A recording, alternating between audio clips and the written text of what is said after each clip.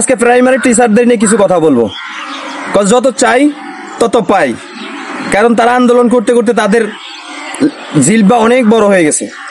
মাফ করবেন যারা শিক্ষক আছেন, তারা আমার কথাটা শুনে হয়তো আপনাদের কষ্ট লাগবে, আপনাদের খারাপ লাগতে পারে, কিন্তু কিছু করার নাই, বলতে হয়। আপনারা নিজের পেটের ক্ষুধাটার দিকে আপনারা তাকাচ্ছেন, আপনারা যত পান ততই আপনারা খেতে চান। আমার মতো ব্যক্তি, আমার মতো হাজারো ছেলে পড়ে আছে, তাদের এখনো কোনো কর্মসংস্থান হয়নি। আপনারা এটা নিয়ে দাবি করতে পারতেন যে আমাদের প্রত্যেকটা প্রতিষ্ঠানে যদি 4 জন করে শিক্ষক থাকে, আরো 3 জন করে আপনার শিক্ষকের দাবি করতে পারেন। 3 জন করে শিক্ষক দাবি করলে 3টা কোটা হলে আপনার সাথে আর 3টা ভাই যুক্ত হবে। আপনারা যেই বেতন পাচ্ছেন, একজনের 26 থেকে 30 হাজার টাকার মতো বেতন পাচ্ছেন, একজন প্রধান শিক্ষক 35 থেকে 40 হাজারের ভিতর বেতন পাচ্ছেন, তারপর আপনাদের হয় না। আর যারা বিভিন্ন ফ্যাক্টরিতে 12,000 টাকা চাকরি করে, যারা বিএ কমপ্লিট করছে, অনার্স কমপ্লিট করছে, মাস্টার্স কমপ্লিট করছে, সেই সমস্ত ছেলেরা 12,000 টাকা দামের চাকরি করছে কোম্পানিতে, তাদের কিভাবে পোষায়? আপনারা 30,000 টাকা বেতন পাইও আপনাদের পোষায় না। আপনার চোখে মুখে দিয়ে পানি পড়ে, আন্দোলনে এসে পানি জড়াচ্ছেন, অথচ দেখা যাচ্ছে আপনাদের ঘোরার দৃশ্য থাকে কক্সবাজার। আপনারা প্রাইমারি স্কুলের টিচার, আপনাদের হয় না। আপনারা বলছেন আপনারা খাইতে পারেন না, আর আপনারা কক্সবাজার ঘুরতে যান, বিভিন্ন কান্ট্রিতে বিভিন্ন জায়গায় ঘুরতে যান, বিভিন্ন বিভাগে ঘুরতে যান, এই টাকা আপনারা কোথায় পান? আমরা জানি প্রাইমারিতে কিছু উপবৃত্তির টাকা দেওয়া হয়, সেখান থেকে আপনাদের নামে অবৈধভাবে 10টা 12টা করে সিম থাকে, ওই সিমে আপনারা টাকা উপবৃত্তির নাম দিয়ে থাকেন, অন্য ছেলেদের নামে আপনাদের অ্যাকাউন্টে টাকা ঢুকাচ্ছেন, এগুলো আমরা জানি। তারপর আপনারা আন্দোলন করে যাচ্ছেন, আন্দোলন করতেছেন, কিন্তু আপনারা ন্যায় যে আন্দোলনটা করা উচিত ছিল সেই আন্দোলন আপনারা করতেছেন না। আপনারা করতেছেন অবৈধভাবে টাকা আপনাদের ক্যাশে নেওয়ার জন্য। আপনারা বলেন সরকার ব্যাট পায়, ব্যাট পেয়ে সেই টাকা আমাদেরকে দেওয়ার জন্য। আপনাদের এই জিনিসটা আপনাদের মানতে পারলাম না। ব্যাটের টাকা আপনাদেরকে দিতে হবে, আপনারা যারা সরকারি চাকরি করতেছেন তাদেরকে দিতে হবে, আর যারা এখনো বেকার পড়ে আছে তাদের জন্য কি সরকার কোনো মাথা ঘামাবে না? আপনারা সেই ব্যাপারে আন্দোলন করতে পারতেছেন না।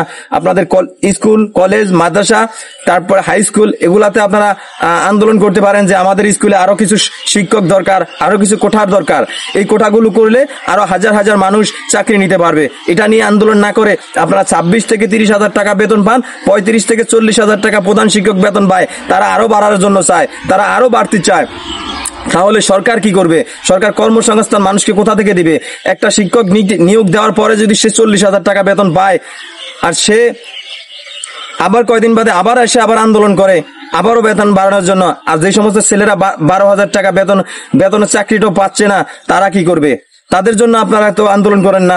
আমি বলবো যে সমস্ত টিচাররা আন্দোলন করতেছে, যে সমস্ত টিচাররা আন্দোলনের নামছে, তাদেরকে অব্যাহতি দেওয়া হোক, অব্যাহতি দিয়ে তাদেরকে নতুন কর্মসংস্থান, নতুন ছেলেদেরকে নিয়োগ দেওয়া হোক। তাহলে দেখবেন তারা 18,000 টাকা বেতন দিল, ওই সমস্ত নতুন ছেলেরা চাকরি করবে, কারণ তারা চাকরি পায়নি। এতদিন পর একটা 18,000 টাকার চাকরিও তারা করে খেতে পারবে। আর যারা চাকরি পেয়ে, যারা চাকরি কত বছর করছে, তারা এখন 26 থেকে 30 হাজার টাকা বেতন পায়ও তাদের হচ্ছে না। আমি বলবো এদেরকে স্কুল প্রতিষ্ঠান থেকে অব্যাহতি দেওয়া হোক, এদেরকে রেস্ট দেওয়া হোক, তাহলেই ওরা বুঝবে। দেখবেন 6 থেকে 7 দিন বা 2 মাস 3 মাস যাওয়ার পর ওরা ঠিকই বলবে যে আমাদের আগে যেটা ছিল সেটাই দেন, আমাদেরকে কর্মস্থান আমাদের জায়গায় পুষিয়ে দেন। তারা আবার না এখানে কাঁদবে। আমি বলবো আপনারা সবাই ভিডিওটা দেখছেন, এবং ভিডিওটা দেখে আপনারা আপনাদের মূল্যবান মতামতগুলো লিখবেন এবং ভিডিওটা শেয়ার করে দিবেন, যাতে সকলের আপনার শেয়ারের কারণে যেমন বাংলাদেশ সরকারকে যে পুষতে পারে, এবং বাংলাদেশ সরকার যাতে ব্যাপারটা বিবেচনা করে। এবং আমি বলবো শিক্ষকদের বেতন আরো কমিয়ে দিয়ে এক একটা প্রতিষ্ঠানে আরো 3 থেকে 4 জন করে শিক্ষক নিয়োগ দেওয়া হোক। ওই যেই টাকা ওদেরকে দেওয়া হয়েছে ওদেরকে আরো 20% কমিয়ে দিয়ে আরো শিক্ষক নিয়োগ দেওয়া হোক, যাতে হাজারো মায়ের সন্তানরা স্কুলে প্রতিষ্ঠানে চাকরি পায়। আমি এই বলে আপনাদের কাছে অনুরোধ করছি, আপনারা সবাই শিক্ষকদের বিরুদ্ধে যারা আন্দোলন করবে তাদের বিরুদ্ধে আওয়াজ তুলুন, যাতে আরো কিছু শিক্ষক নিয়োগ পায়, আরো হাজারো ছেলে যেন চাকরি করতে পারে।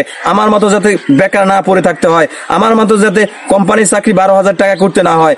কোম্পানির চাকরি 12,000 টাকা করে আমরা তারপরে বলি আলহামদুলিল্লাহ, আর ওরা 30,000 টাকা বেতন হয়ে তাদের কোনো শুকর নাই। আমি বলবো এদেরকে অব্যাহতি দিয়ে, ওদেরকে বিশ্রামে দিয়ে আমাদের মতো নতুন প্রজন্মের ছেলেদেরকে কোটা সংস্থার করে, কোটা তৈরি করে তাদেরকে নিয়োগ দেওয়া হোক। এবং তখন প্রত্যেকটা প্রতিষ্ঠানে শিক্ষক ঢুকবে, স্কুলে ক্লাস করবে।